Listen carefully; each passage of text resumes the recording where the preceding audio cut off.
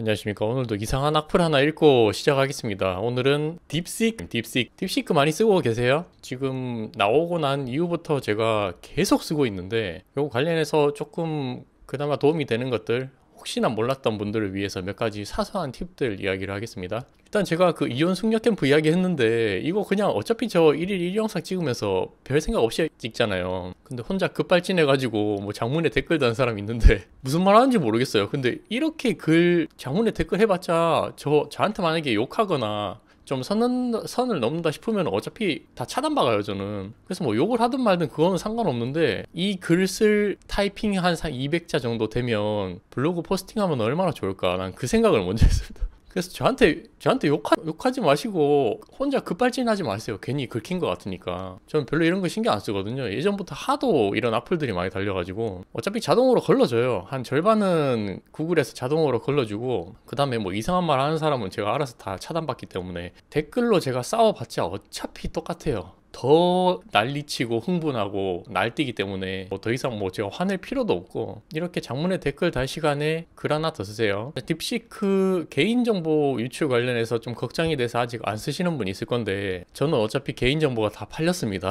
이미 하루에도 070 전화 거의 뭐 10통 이상 오고요. 차단 다 박아놔도 계속 와요. 문자도 오고 이러기 때문에 별로 그런 게 없다. 그래서 구글로 그냥 로그인 했고요. 딥시크 들어가서 지금 제일 문제가, 질문을 해도 서버가 느려 터졌고 반응을 안 해요. 그래서 한두 번 계속 질문해서 답이 안 나온다 싶으면은 그동안은 젠스파크를 무조건 들어가세요. 젠스파크 제가 하단에 링크 남겨놓을 테니까 그걸로 가입하시면은 서로 1개월 추가입니다. 유료 버전이에요. 유료 버전 1개월씩 추가할 수 있으니까. 젠스파크가 좋은 점이 뭐냐, 여기도 GPT-4o 모델, 뭐 O1이랑 클로드, 제미나이, 딥시크까지 전부 다 쓸 수 있습니다. 그리고 제일 위에 보면은 믹스처 오브 에이전트라고 해서 내 그 질문에 대해서 답변을 하기에 적합한 모델을 자동으로 혼합을 해준다. 그러니까 한꺼번에 섞어서 다 추출을 해주기 때문에 나쁘지 않습니다. 그리고 일단은 속도가 좀 빨라요. 확실히 대답하는 거나 이런 것들도 속도가 빠르기 때문에. 근데 딥시크랑 제가 이걸 비교를 해서 계속 해봤는데 속도는 빠른 대신에 딥시크 모델만큼 완벽하게 답변을 주진 않습니다. 그래서 차선책으로 즐겨찾기를 해 놓으시고요.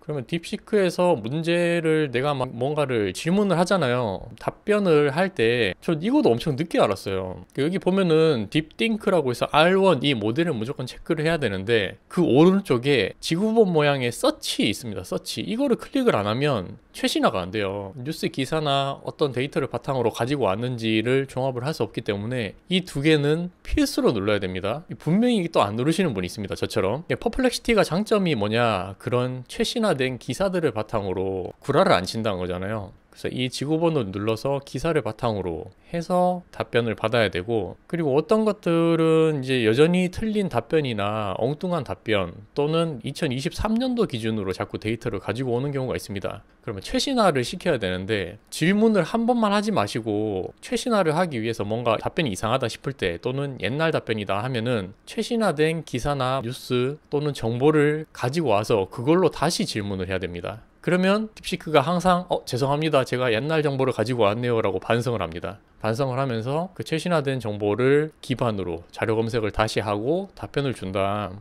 그래서 특히나 뭐 예전처럼 뭐 시간이 지날수록 정보가 바뀌지 않는 고정적인 뭐 건강이나 이런 것들 있잖아요. 뭐 생활 건강, 운동 관련된 거, 이런 거는 크게 연관이 없는데, 좀 최신화를 바탕으로 답변이 필요한 것들은 질문을 2번, 3번 계속 똑같이 해주세요. 그래서 이게 정말 최신화된 정보냐, 아니면 내가 찾았을 때에는 이 기사의 지금 내용을 봐라 라고 하면서 그 기사나 최신화된 정보를 그대로 제가 갖다 붙여놓고 이걸 참고로 해서 다시 만들어 달라, 이렇게 하는 경우도 있고요. 그리고 딥시크가 좋은 점이, 예전에는 GPT를 잘 돌리려면은 그 명령 프롬프트를 잘 짜서 질문을 엄청 구체적으로 디테일하게 많이 넣었단 말이죠. 근데 여기서는 좋은 점이 그냥 간단하게 질문만 해도 뭔가 추론을 해주고, 네가 어떤 의도로 이걸 질문을 했냐라고 해서 그런 프롬프트를 자세하게 다 만들어주기 때문에 그게 좀 더 좋아서 이게 확실히 차이가 있지 않나. 챗GPT를 제가 직접 쓰진 않았는데 제 지인들이나 친구들이 다 많이 쓰고 있어요. 근데 실제로 이걸로 비교를, 제가 답변을 몇 가지 해봤습니다. 갤럭시 S25나 이런 자료들, 또는 확실하게 아직 나오지 않은 근거에 대해서도 질문을 했을 때 좀 디테일하게 나온다.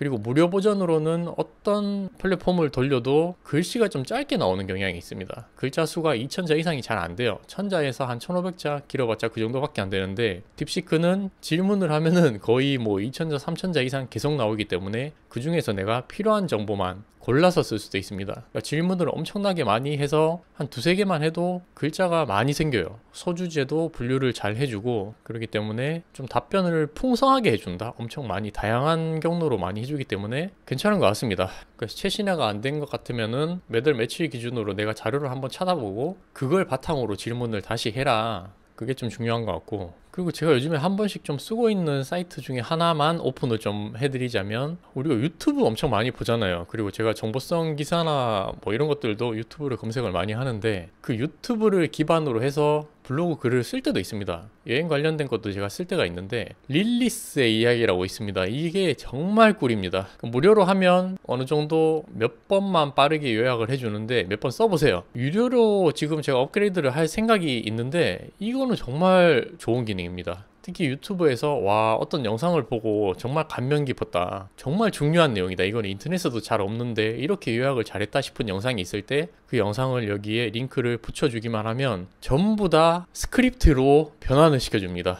그리고 요약도 해주기 때문에 정리하기 정말 편하다. 이거는 유료 버전이랑 차이는 개수가 몇 개 정도만 느리게 되고, 무료로는 몇 개 정도 쓰면 나중에 영상을 변환할 때 막 5분 이상 걸리거든요. 그래서 좀 답답한 경우가 많아서 이거 잘 쓰면 정말 좋을 것 같아요. 음성이나 PDF나 이런 것들도 전부 다 인식을 합니다. 영상뿐만이 아니고. 그래서 이렇게 하루하루 AI 관련된 사이트가 너무 많이 생기고 하는데, 그래도 나한테 좀 맞는 거 지금 이렇게 3개를 찾았습니다. 첫 번째 딥시크 1등, 2등이 딥시크 지금 사이트 느려가지고 안 될 때는 젠스파크에서 검색을 보통 하고, 그 다음에 유튜브 영상이나 이런 것들 중에서 좀 발췌를 해야겠다 싶은 거는 릴리스 AI, 여기로 들어가서 전부 다 스크립트로 변환을 한다. 이거 중에서 그래도 전부 다 알고 있는 사람은 별로 없을 것 같은데, 뭐 잘 활용하시면 활용하는 거고. 그리고 네이버 블로그에서도 그렇게 AI 글을 가지고 복사 붙여넣기 하시는 분들이 많을 건데, 아직까지는 네이버에서는 그렇게 컨트롤 C 컨트롤 V를 그대로 해도 걸리지가 않습니다.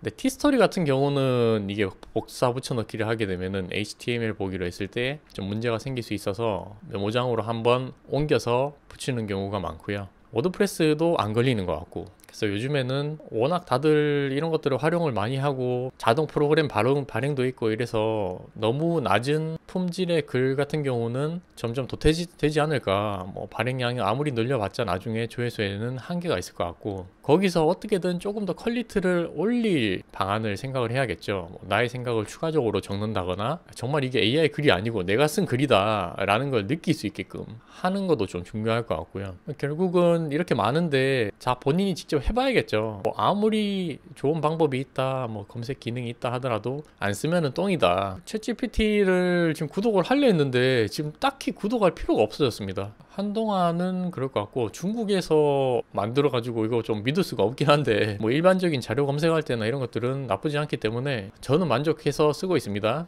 근데 과연 이 데이터 검색량이나 이런 것들 지금 속도 보면 이런 것들이 개선이 될지 아니면은 폭망할지는 모르겠지만, 약간 중국에서 저전력이나 이런 그런 것들을 적게 소요를 해서 답변을 만든다라는 게 아직까지 믿을 수 없습니다. 100% 믿을 수는 없고, 우리가 무료로 활용할 수 있을 때까지는 그래도 끝까지 활용을 하는 게 좋지 않나. 이미 정보는 넘어갔습니다. 개인정보는 다 넘어간 상태이기 때문에 뭐 타이핑 치는 거나 이런 패턴까지도 파악을 한다는데 뭔 상관임? 내가 그냥 평상시에 글 쓰는 건데. 너무 개인정보에 민감한 사람들은 안 하는 게 좋고, 뭐 대만이나 다른 데도 지금 몇 개 국가에서는 하지 말라고 그러죠. 근데 또 전 청개구리 습성이 있기 때문에 일단 나왔다 하면은 무조건 다 시도는 해봅니다. 해보고 정말 혁신적인 거나 도움이 되는 것들은 일단 배워야지, 그런 마인드로 하고 있습니다. 그래서 아예 AI를 지금 안 쓰는 시대는 아니기 때문에 무조건 할 줄은 알아야 돼요. 그리고 실제로도 계속 발행을 해보고 어떤 것들이 나한테 효율적인가, 그런 것들을 조금씩 공부하면 누구든지 잘 할 수 있으니까 화이팅 하시고요.